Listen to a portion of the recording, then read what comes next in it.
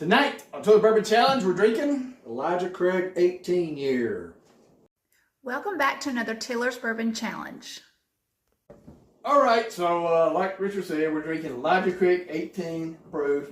It's something that Vance picked up from allocation day.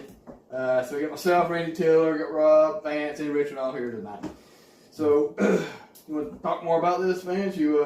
I was just stoked to see it on there. I think I was 45th in the walk-up line, and they still had a stack of it out. I said, I'm definitely going to get anything that's 18-year-old. I'm going to try it.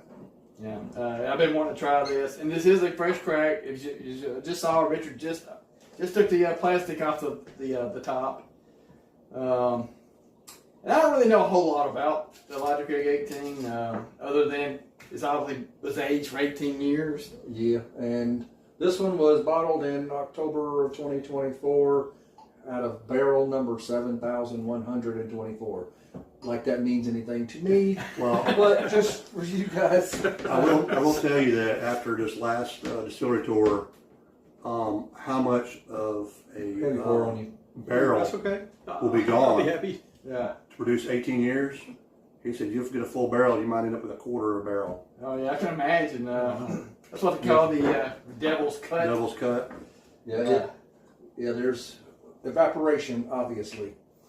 Which is the angel's cut or something like that. The devil's cut is what the barrel soaks up. So I guess most of that does evaporate rather than soak into the barrel. But imagine those barrels, though, if you could really squeeze some of the, that'd be smoky. That'd be smoky. Well, the barrels have got no sealing on them. I know. Yeah, this they got they burn the inside, and it's kind of like the coating. Also, that's what gives most people know, the color. And what really you think for 18 years it would be a lot darker than that. Yeah, think about it. But it is only 90 proof as well. Right. So I'm pretty sure it got cut. Yeah. After it was taken out of the barrel, it got cut to get it down to the 90 proof that it is. Well, it smells wonderful. Because coming out of the barrel, straight out of the barrel, would probably been 100 plus. And as you said, it's a 90 proof, so it's not real hot smelling either. Even on a neck pour, it's not. Man, no, this is really good smelling. Yes. It does. We get like a butterscotch smell. Heavy butterscotch. Yeah. Butterscotch. Butterscotch. And I don't know about y'all, to be 18 years, I don't get a whole lot of oak on there. No, to me, the smell is kind of like you walk into like an all oak building or something when it's new, but not oaky, but it's got the hint. That fresh smell. The fresh smell, yes. That's exactly what I was trying to get out. Yeah, butterscotch and get a little, and some of the classics, caramel and vanilla on the nose, but mainly just butterscotch for sure. Well, let's give this a. It's pretty warm for 90. I'll be honest with you. It's a lot warmer than I thought it would be. Was that your first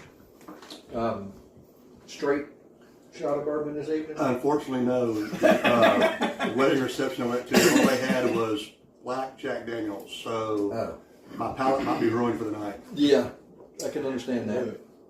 So the first impression they get off the first taste, it does kind of kick right toward the back. Yeah. A little peppery across the tongue. Flavorful up front.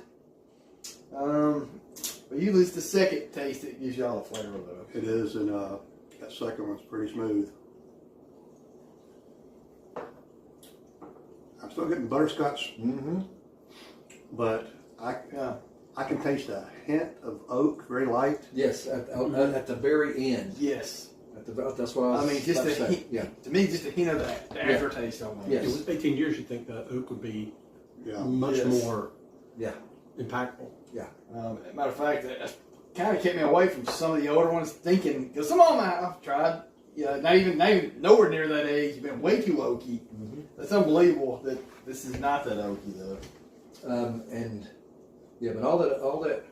So I'm getting the butterscotch up front, a little bit of light fruit, but then at the end I'm getting the oak and some other earthy tones, kind of like a little bit of a tobacco on the end. Yeah.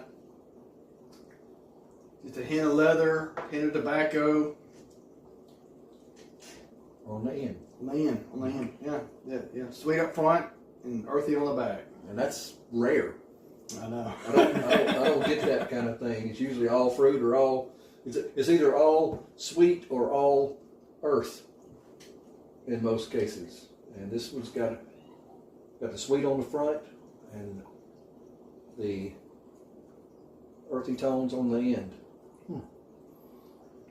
You know, I think I taste just a tad of vanilla at the front of it.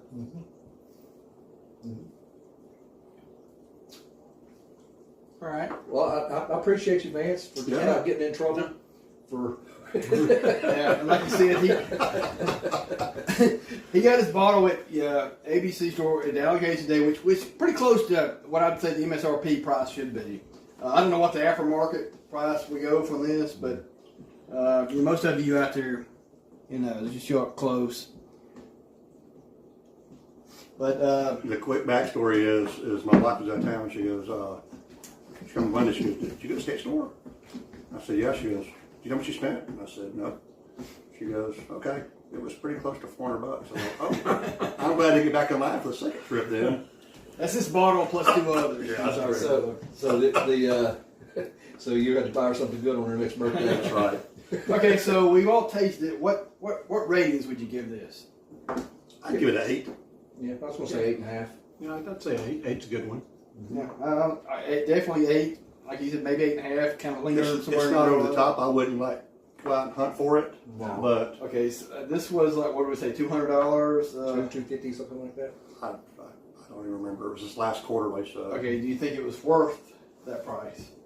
yeah, just for us to sit here and I do too. I would say for that price.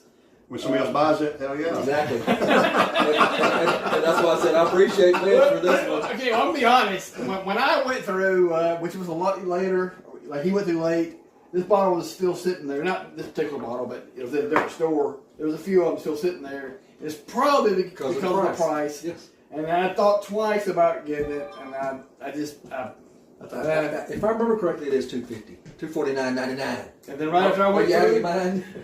right after I went through, I got the text from Vance that he'd bought the bottle, and I was like, "Oh yes, all right." It's like somebody else is going to get in trouble. Dum did it. Somebody else is going to get in trouble, not me. I still get to drink it.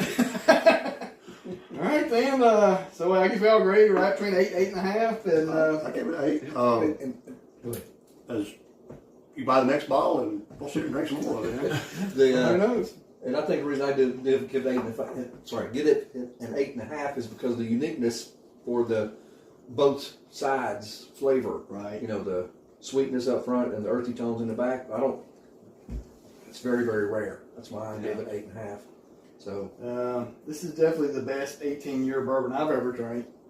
Yeah, because I don't think I'd have to be one of them. I don't know if I drink another 18-year bourbon. Well, there's a Knob Creek 18 somewhere in this It's cabinet right here. down there waiting on his cousin, Knob Creek 15. Okay.